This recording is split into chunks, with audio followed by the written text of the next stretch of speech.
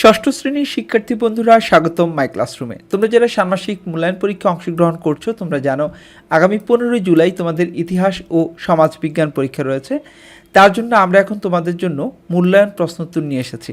আশা করছি এই মূল্যায়ন প্রশ্নোত্তরটি তোমাদের খুব বেশি কাজে আসবে, তাই শুরু থেকে শেষ পর্যন্ত মনোযোগ সহকারে দেখবে। আর হ্যাঁ, তোমাদের ইতিমধ্যে যে পরীক্ষাগুলি হয়েছে সে পরীক্ষাগুলি কেমন হচ্ছে সেটা আমাদেরকে কমেন্টস করে জানাবে।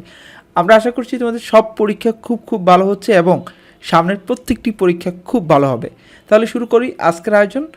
তোমরা কে কোথায় থেকে দেখছো আর পরীক্ষা কেমন হয়েছে সেটি অবশ্যই আমাদেরকে কমেন্টস করে জানাবে। আমরা আজকের মূল্যায়ন প্রশ্নোত্তরের শুরুতে একটি গল্প রেখেছি, একটু মনোযোগ দিয়ে শুনবে।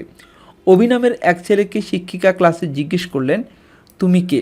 অভি বলল, আমি অভি, আমি পড়াশোনা করতে ভালোবাসি। শিক্ষিকা আবার বললেন, তোমার স্বপ্ন কী?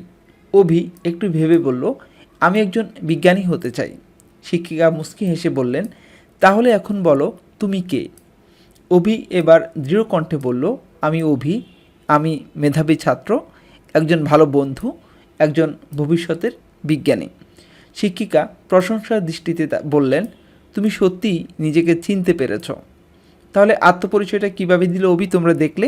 এখন আমরা কাজ 1 দেখব। আত্মপরিচয় কিভাবে লেখা যায়, তুমি কিভাবে তোমার আত্মপরিচয় লিখবে। এটি কাজের ধরন হচ্ছে একক। আচ্ছা, আত্মপরিচয় কি? আমি কে এই প্রশ্নের উত্তরে যা খুঁজে পাওয়া যায় তাই ব্যক্তির আত্মপরিচয়। আত্মপরিচয় কেবল ব্যক্তির হয় এমন নয়, ব্যক্তির পাশাপাশি সমাজের, সম্প্রদায়ের, জাতির, রাষ্ট্রেরও আত্মপরিচয় আছে। ব্যক্তির চারিত্রিক বৈশিষ্ট্য, দোষ, গুণ, দক্ষতা, শখ ইত্যাদি সব কিছুই আত্মপরিচয়ের অন্তর্ভুক্ত। আত্মপরিচয় একদিনেই গড়ে ওঠে না, বরং ধারাবাহিকভাবে একটি প্রক্রিয়ার মাধ্যমে ব্যক্তির আত্মপরিচয় গড়ে ওঠে। আত্মপরিচয়ের রয়েছে 2টি উপাদান, যথা ব্যক্তিগত উপাদান ও সামাজিক উপাদান।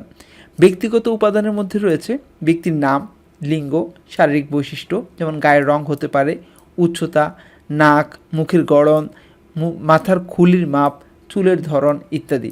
এগুলো হচ্ছে কি ব্যক্তির নাম, লিঙ্গ, বৈশিষ্ট্য এই জাতীয় আর কি যেগুলি রয়েছে, আর জন্মস্থান ইত্যাদি।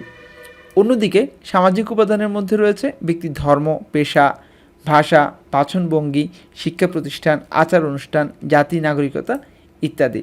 তাহলে তোমরা দেখলে যে আত্মপরিচয়ের 2টি উপাদান রয়েছে, একটা ব্যক্তিগত উপাদান, একটা সামাজিক উপাদান। 2টি উপাদানই দেখলে। আর আত্মপরিচয় কিভাবে দিতে হয় বা আত্মপরিচয় জিনিসটা কি সেটা তোমরা ভালো করে শিখে নিলে। তাহলে আমরা পরের প্রশ্নটি দেখি। পরের প্রশ্নটি হচ্ছে, বঙ্গবন্ধুর আত্মপরিচয়ের ছক লিখো। এটি দলগত কাজ। তোমরা নিশ্চয়ই সবাই বঙ্গবন্ধুকে খুব ভালো করে চিনো। তো বঙ্গবন্ধুর আত্মপরিচয়ের আমরা একটি ছক এখানে এঁকে রেখেছি, তোমরা এটি দেখবে। এই যে আমরা লিখেছি সেটি হচ্ছে, বঙ্গবন্ধু তিনি একজন সাহসী, মানবদরদী। বঙ্গবন্ধুর বাবার নাম শেখ লুৎফুর রহমান, মায়ের নাম সায়রা খাতুন, নিষ্ঠাবান, রাজনীতিবিদ, স্বাধীনতার অগ্রনায়ক, ভালো ব্রতচারী।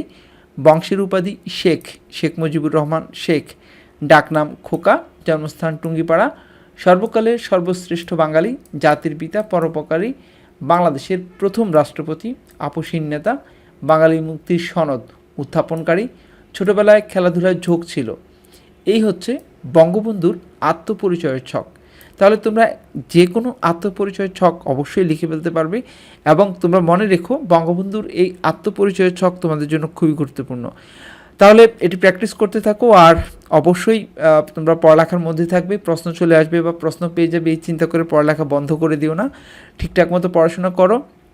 আর হ্যাঁ, মাই ক্লাসরুম চ্যানেলটি এখনও যারা সাবস্ক্রাইব করোনি সাবস্ক্রাইব করো, সবার আগে আমরাই আপডেট দিব তোমাদের।